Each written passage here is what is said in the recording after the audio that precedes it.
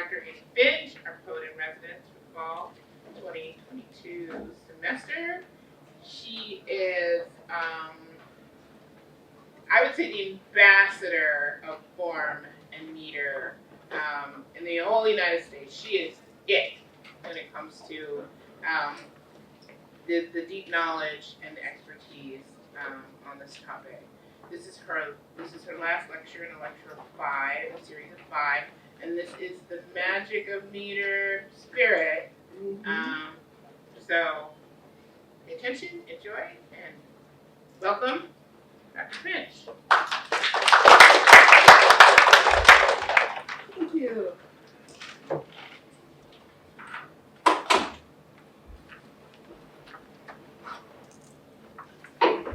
This is the last of a series of lectures that has introduced meter as a way of hearing poetry and a way of writing poetry, a way of understanding poetry, and also a way of transforming yourself as a reader and a writer or writer of poetry, and also in that way helping to transform the larger world. Traditionally, poets have had a central role in the culture. In indigenous tribal communities all around the planet, the poet was central. Why would this be? Because poets had a magical tool that allowed them, at a time when there was no writing at all, that allowed them to remember stories over generations and generations and pass them down, to remember the magical spells, to remember the legends that defined the people that they lived among. What is this magical tool?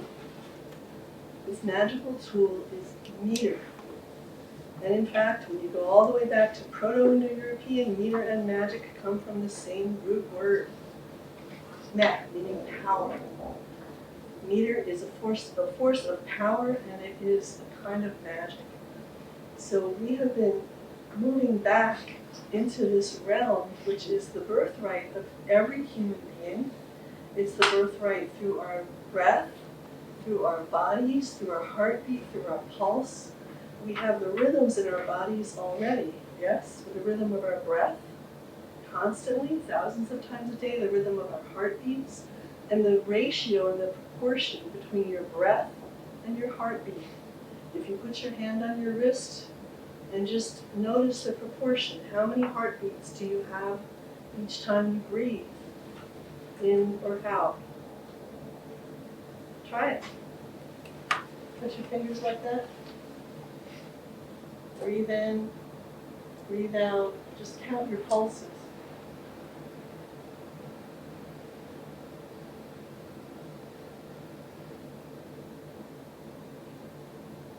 How many on each in-breath or out-breath? What's the range we have?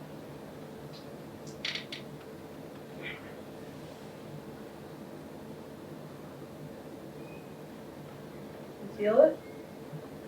Most people have. How many did you have? 5. 5. And 4 breathe out. 5 in and 4 out. Yeah, 5 and 4. This is exactly the number of metrical feet, and probably everyone had that in that range, right? 4, maybe 5, maybe 3 if you're very relaxed.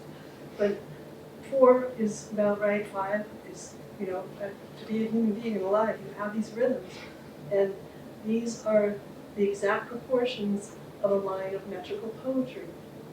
So think about the most common meter that most of us know. Iambic pentameter is the only one that almost everybody knows nowadays. The others have been sort of forgotten for a while. One of my big jobs is to bring them all back. There are many wonderful different rhythms. As other cultures like Hindu, Yoruba, they have all kinds of cultures of meters. In English, normally we only acknowledge one nowadays, iambic pentameter. So think of a line of Shakespeare, a line of Wordsworth, Tennyson, Milton. You're going to probably think of iambic pentameter. Anyone have a line in your mind in that meter? Iambic pentameter. Shall I compare thee to a summer's day? Remember that one? Shall I compare you to a summer's day? Each time you hear a strong beat, that's called a foot, and there are 5 feet in that line. All of 90% of English language poetry in meter is in that rhythm, 5. Sometimes there's 4, you might get 4. In contemporary writing and rap poetry, there's usually 4 beats per line. So somewhere in this range of 4 to 5, and it's directly related to our bodies. So there is a very special power in this kind of rhythmic language that allows it to move people. You see it in advertising, you see it in political slogans. There's going to be a rhythm to it, right? Any thoughts on this right now? From anybody? Do you have a favorite line that's stuck in your head, a favorite line of music, or some kind of little jingle that gets stuck in your head? Think about it. The odds are it's going to be in a rhythm that has 4 or 5 beats to it. Anybody want to volunteer? Yeah. Here Comes the Sun by the Beatles, like the first line. Or it's Here Comes the Sun. Here comes the sun. They slow it down, so it's like 4, and then they go la da da da da da da, yeah, da da da da da da da da da da. 4, yeah, exactly. Yep, love that song. So, what we're going to do today is we're going to talk about the final one. I've been talking about a different rhythm every lecture, and the iambic pentameter, which is the most common, was our second lecture. We also talked about dactyls, trochees, anapests, which each have a different rhythm. The dactyl is bump, bump, bump, bump, bump, bump, bump. The anapest is bump, bump, bump, bump, bump, bump. The trochee is bump, bump, bump, bump. Once upon a midnight dreary, as I hungered weak and weary, right? They're all different, and the one that we're talking about today is the most magical of all. It's the reason it's the last one, and I associate each of these meters with its own element and its own kind of aspect of being a person, being alive in the world as a human being. So the others we had the will, the mind, the body, and the heart. Those were the 4 different ones. The will, our drive to survive and live, that's the anapestic rhythm. I have my little medicine wheel here on my arm, and the red stands for that rhythm. The iambic one is the mind, a bump, a bump, a bump, a bump, the clarity of the mind. That's the yellow here. The trochaic one, the body, that's the green down here. That's bump, bump, bump, bump, bump, bump. That's the earthy, grounded one. That's the one that you often hear in like witches' spells in movies or something like that. Double bubble, toil and trouble, bum, bum, bum, bum, bum, bum, bum, bum. The last one that we're doing today is the center. That's the purple one. And I'm wearing purple.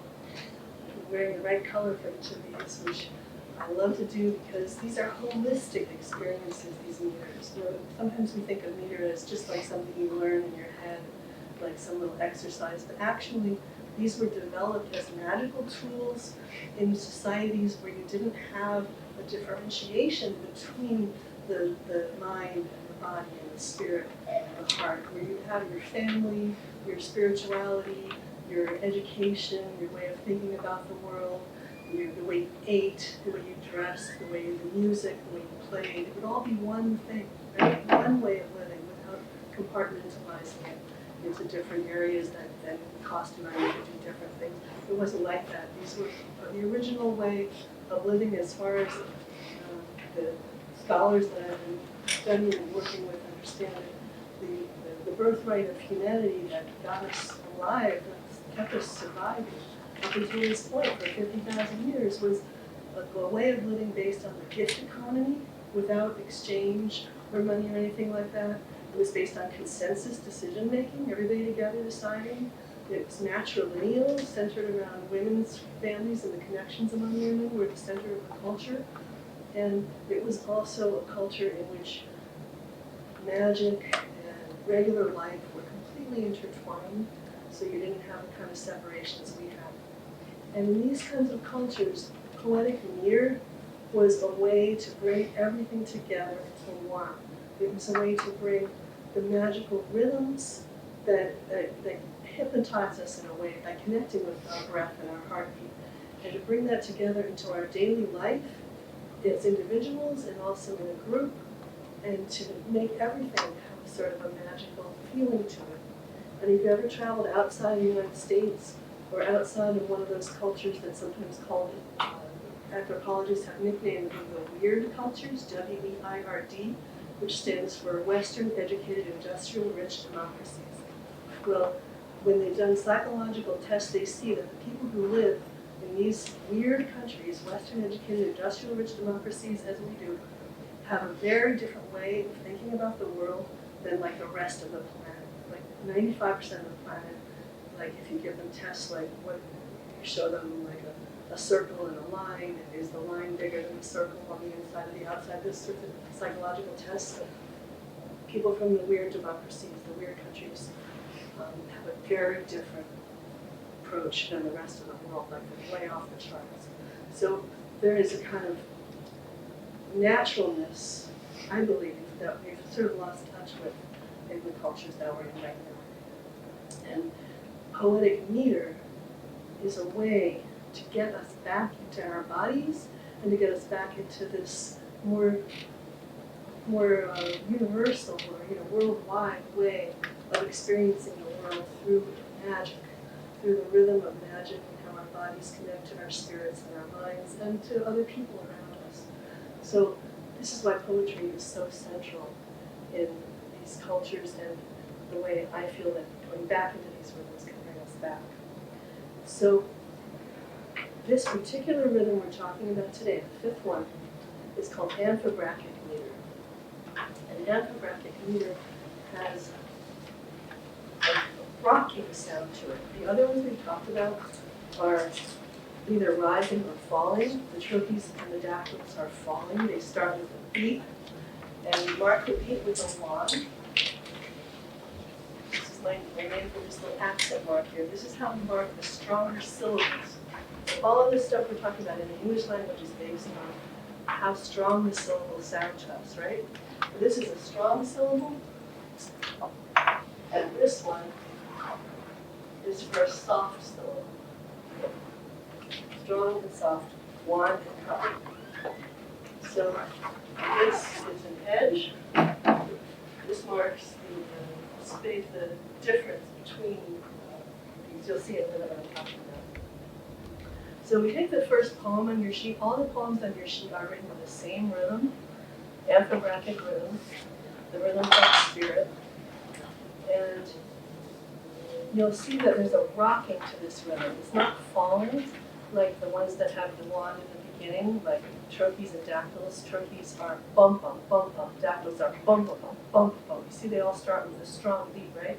And we would mark that with the wand. So if we have, for example, the line from The Raven at Brown Poe, probably a lot of you know that poem. Once upon a midnight dreary.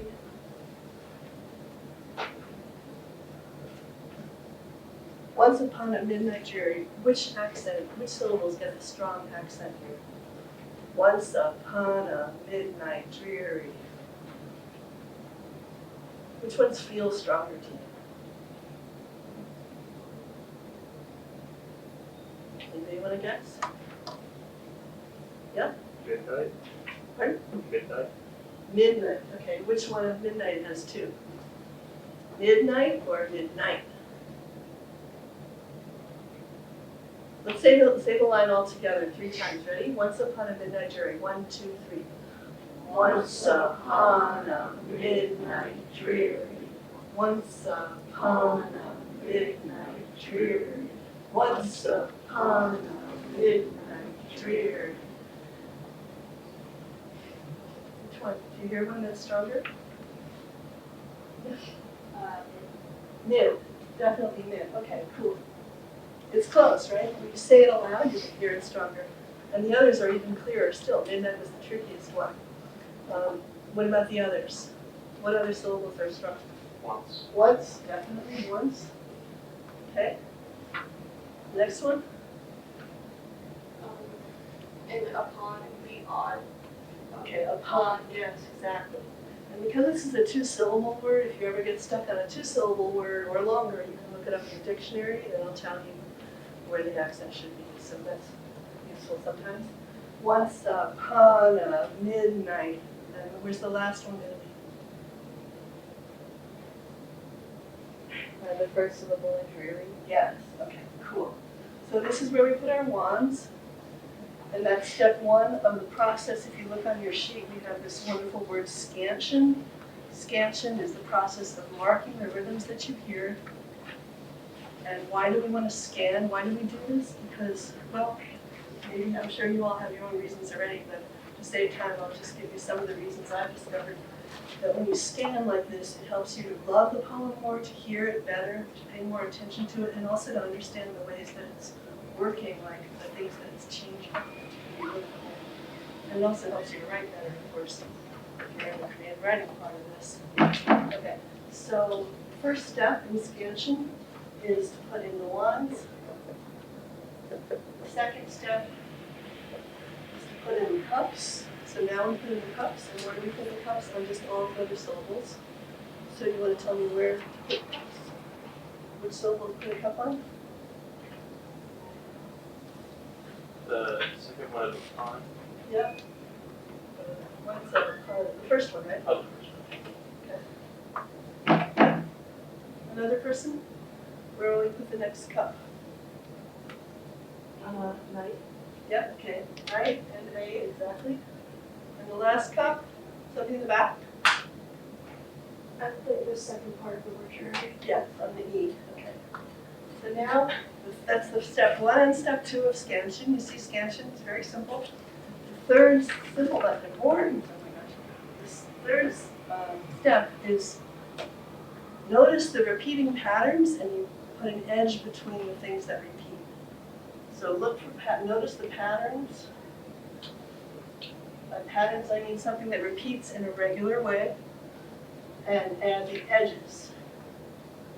This is where our edges come in. It's a straight line. It goes right down through the word, and it shows you where the repeating units happen. It breaks it up into what are called feet. So the repeating, where am I going to put the first edge? Yeah? Exactly. Okay, see, we marked where one cup and then another one cup, so we put an edge between them. And where does the next edge go? Somebody, yeah. You? Somebody in the back? Okay, somebody else at your table? The next edge, where's it gonna go? Yes? Where? Right before midnight, like between. Yes, right before midnight, okay. Thank you. And the last edge? The last edge. Somebody over here. How about you in the white cap? Right before our last, oh my God. Yeah, right there. Okay, great.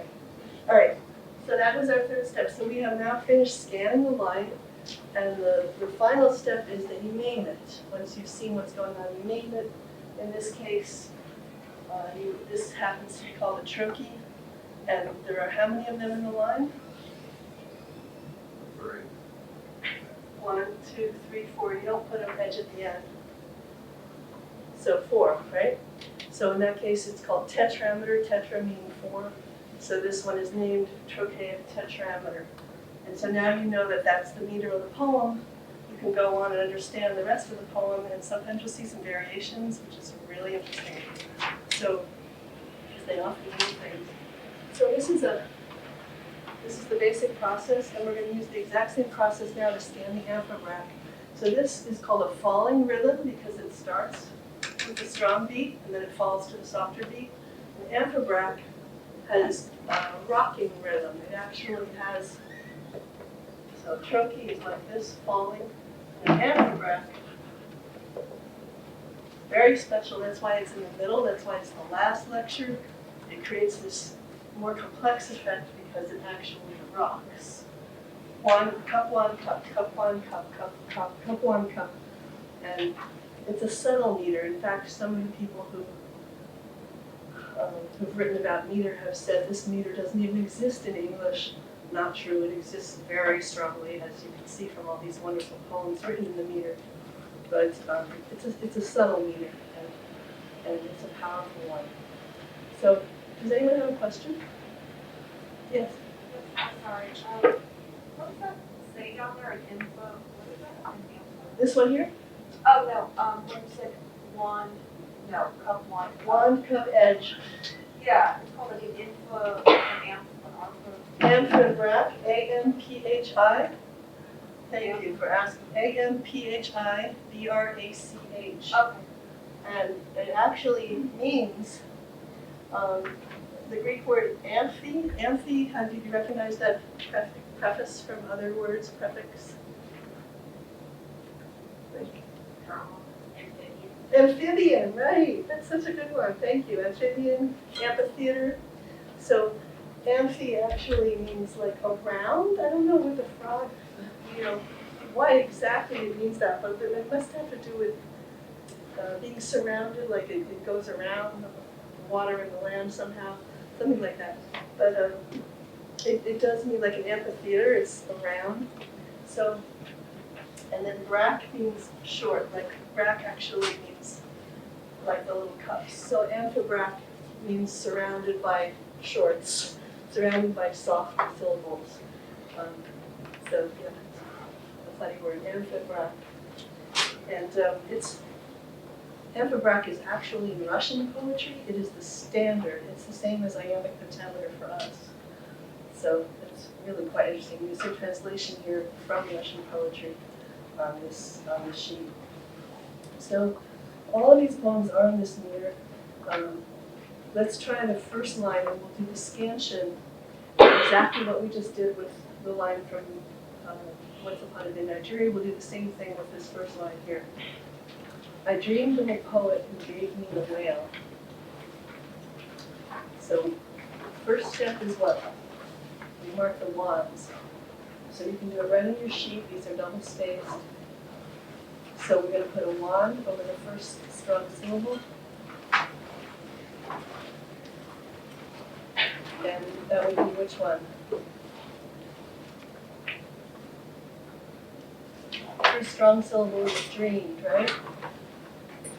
And if you ever get confused about what the strong syllable is, think about it's louder, it's longer, and higher pitched. Those are usually the qualities of a stronger syllable. Louder, longer, higher pitched, or some of those qualities. So you're going to put a wand over the first stressed syllable, and the next one, and the next one. And after you have 4 wands, please raise your hand, and we'll see if everybody put their wands on the same place.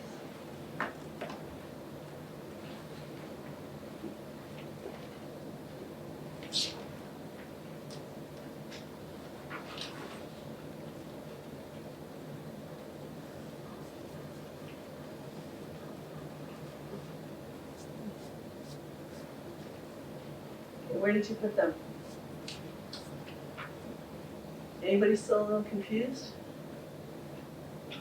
I put mine on poet, game, Okay, so let's just do one syllable. So for poet, what would it be?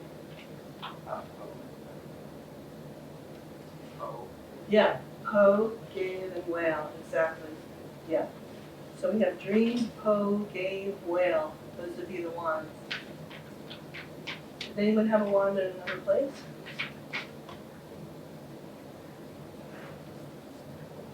Okay, so let's assume everybody's got them in those exact syllables, dreamed, po, gave, whale. Then the second step, you put in the cups.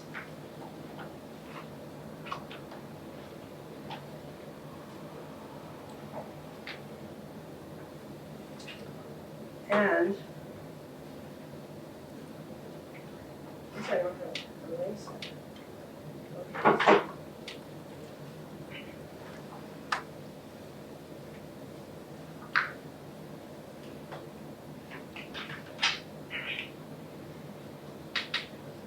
So we have, I dreamed of a poet who gave me a whale.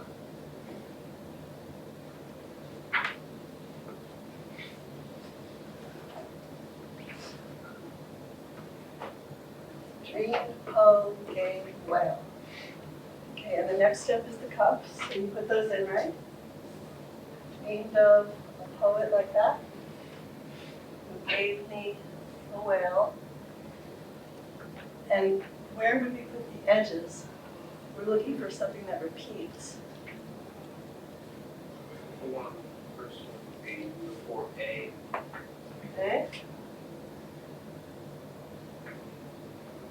So we have cup one, cup one, cup.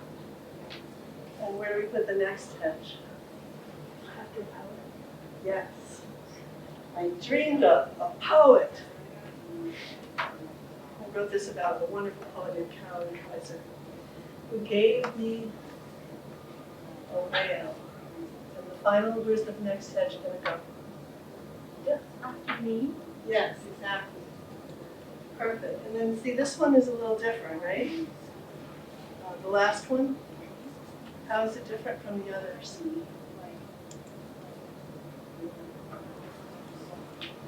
Yeah, it's missing the cup. It's missing the final cup. So you can mark that one by putting parentheses around it. This is called a ghost cup. And part of the scansion process is to show the way the poem is different from the basic pattern. So the basic pattern can be the same, but different lines will change from it a little bit sometimes. Not enough to break it, but just enough to kind of bend it. So we can mark when there's a missing syllable, usually at the beginning or the end of the line, we put parentheses around it, and we can call it ghost cup. So I dreamed of a poet who gave me a whale. The same rhythm. In the next poem, The Old Oaken Bucket. This is a poem that if you were living 150 years ago, you probably would have memorized it in school. It was such a popular poem. And it really is kind of shocking that some people think this meter doesn't exist because it used to be very common for some popular poems. Yeah. Can you just define what a cup is again? Pardon, a cup? Yeah, so a cup is just the signal to mark a soft syllable, like the ones that are not accented. So let's read aloud, and this is something you would have done in school 150 years ago. The whole class would have had to memorize this poem and then recite it together. But now we're just reading it. So let's give it a try. Let's read the first stanza together. The whole first stanza together as a group, and just get a sense of what meter is like when you really hear it together. And then also just imagine if you're not reading it. Imagine if you all know it by heart. So let's just go. Ready? 1, 2, 3.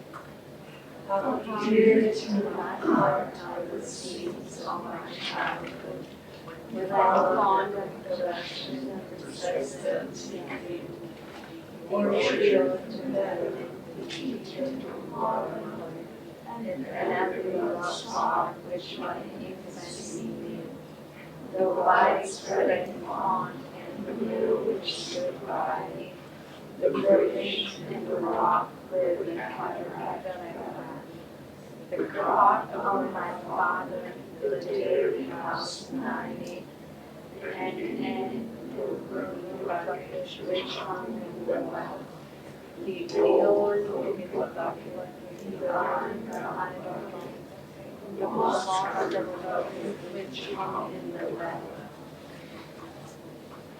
What did that feel like? What was the feeling you had? When we got to that last line, the moss-covered bucket which hung in the well, I felt this kind of opening in my heart. There was this kind of a peacefulness, like there was a space for that bucket, you know what I mean? Yeah, did anyone feel that? It kind of just opens you up.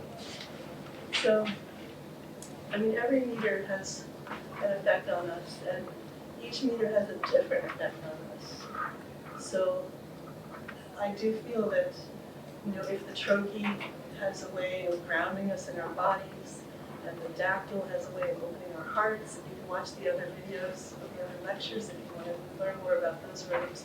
this one, the meter of the spirit, I do feel that it opens our spirit, that it opens us to kind of a place where you can feel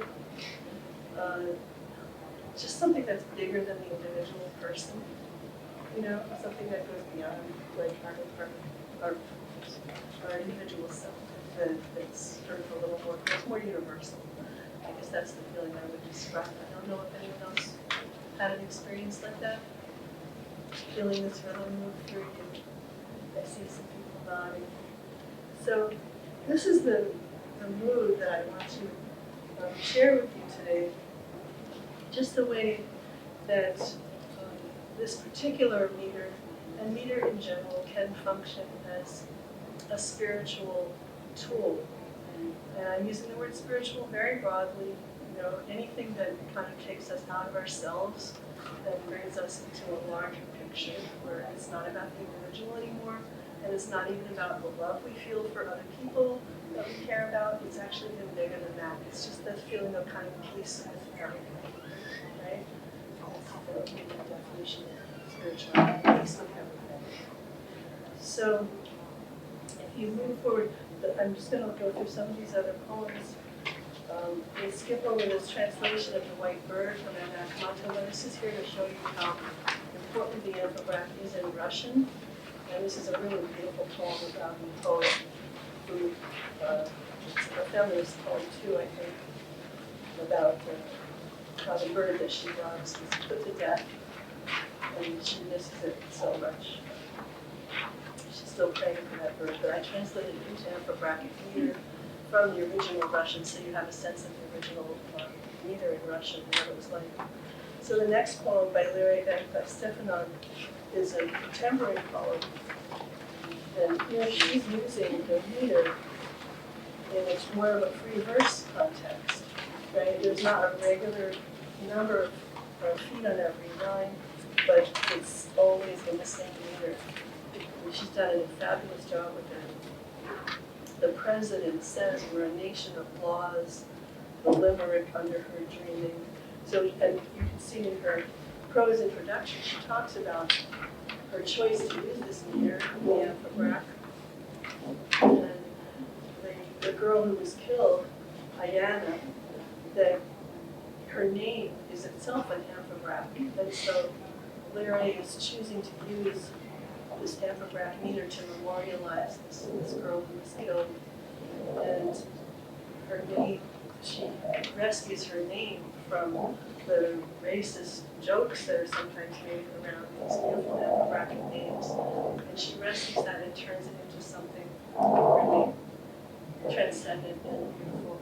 So this poem itself is like a ritual, right? It's like a memorial ritual to take the death of this beautiful 7-year-old black girl shot and killed by a police officer while sleeping on her grandmother's sofa,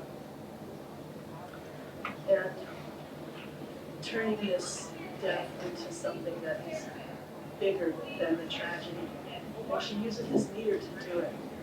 And it's a spiritual action that she's doing. Without the meter, this poem would not be nearly so powerful. The meter itself, it has a physical presence, right?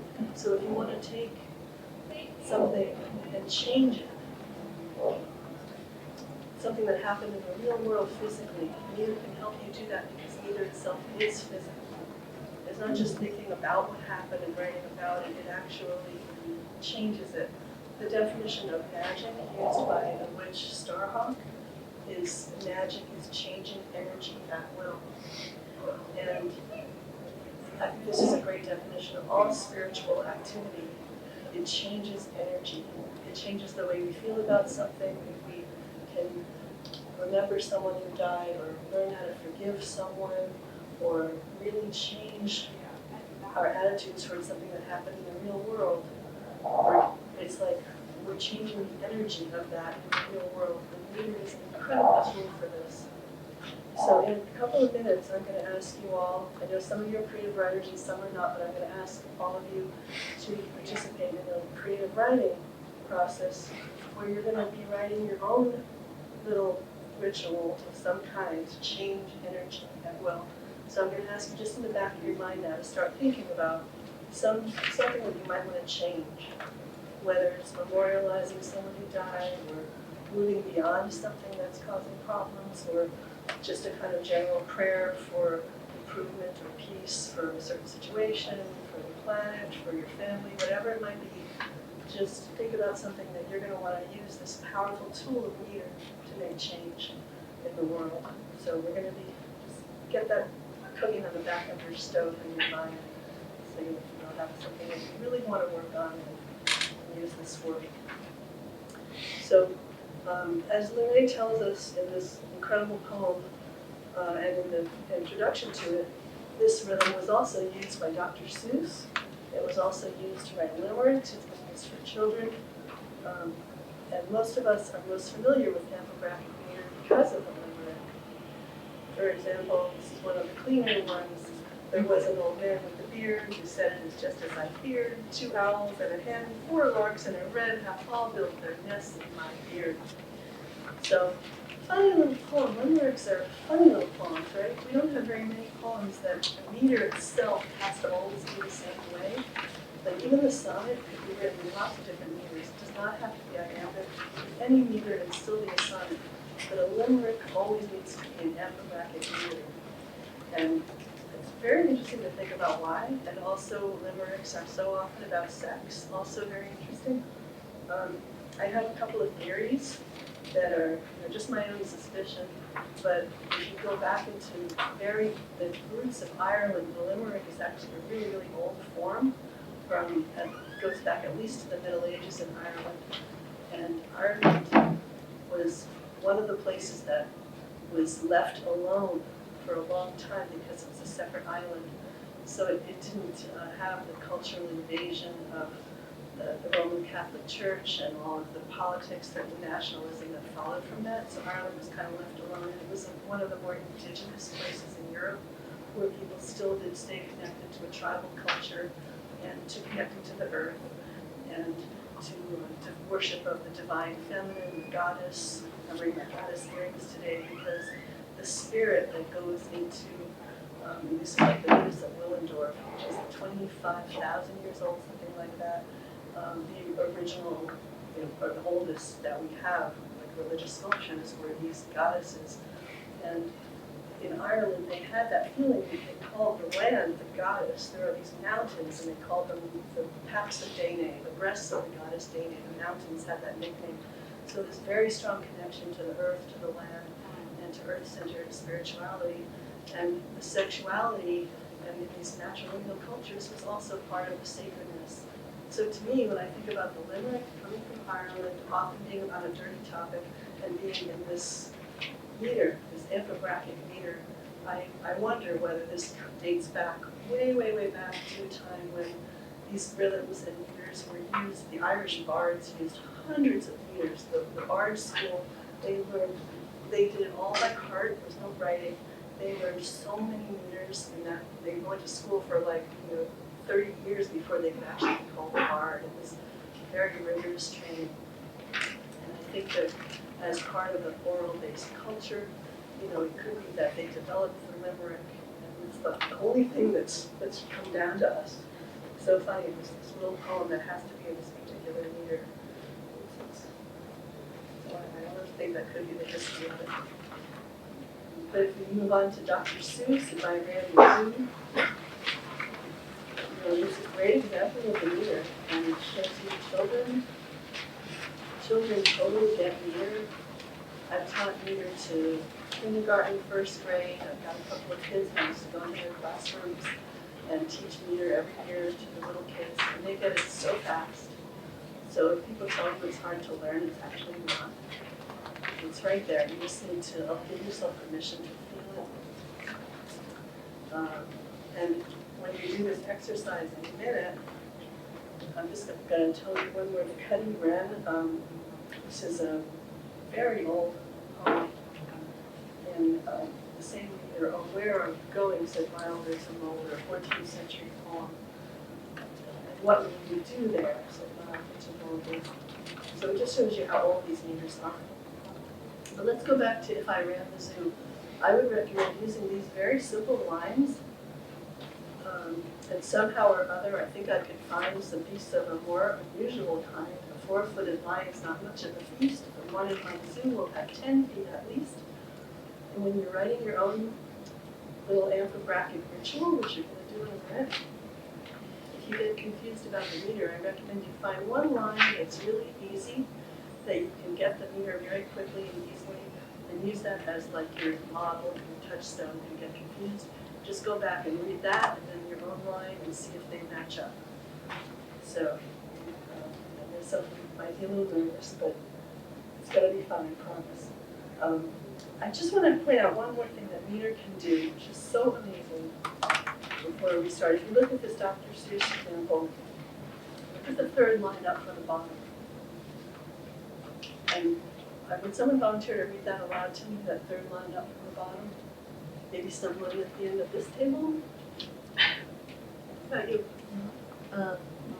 Where do you suppose he gets things like that from? Okay, so she said, where do you suppose he gets things like that from? Okay, now if you'll go back maybe two lines up and read the 2 lines before it as well. And keep the rhythm in your mind and then read it again. From They'll Be So Surprised. Yeah. And just really exaggerate the meter for us and read it nice and loud. They'll be so surprised they will swallow their gum. They'll ask when they say, my strange animals come. Where do you suppose he gets things like that from? Okay. So did anybody hear something starting to happen in that third line? She started to emphasize the do a little bit more. Did you hear that after the other 2 lines? And this comes near the end of the poem, if you read the whole thing, then people will stare and they'll say, what a sight. My Nuzu, Magruzu will make people talk. My Nuzu, Magruzu will make people gawk. They'll be so surprised they will swallow their gum. They'll ask when they see my strange animals come. Where do you suppose he gets things like that from? Do you hear that emphasis on the do? See what I'm getting at? So because of the meter, the momentum of the meter, Dr. Seuss is actually making us go, where do you suppose he gets things like that from? He's making us perform it in a certain way. Only meter can do that. It can make you stress a syllable that otherwise you naturally wouldn't. Like when she first read it out of context, she didn't stress that syllable, but because of the meter, it makes you stress it. So that's a very powerful tool that you can use when you're writing your own poems in this meter. You can actually make people stress certain things that they wouldn't otherwise.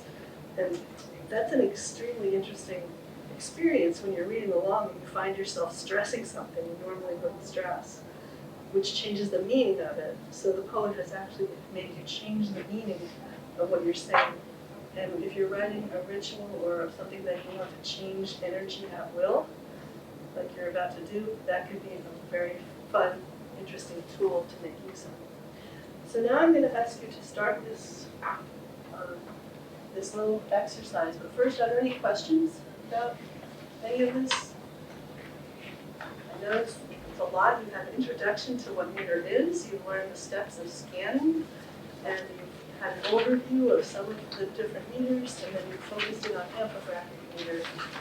So you've just absorbed a lot of information, and now I'm asking you to put it into practice. Take this meter that you've used, the Amphibrach, and to write a short piece that is in Amphibrach meter. It could even be maybe 4 lines long, or it could be much longer if you want. I would suggest the length of the Dr. Seuss poem for each line, 4 feet. And sometimes they might have a ghost cup at the end or something like that. That's fine if it's a slight variation. Bum bum bum bum bum bum bum bum bum bum bum bum, or bum bum bum bum bum bum bum bum bum, like that.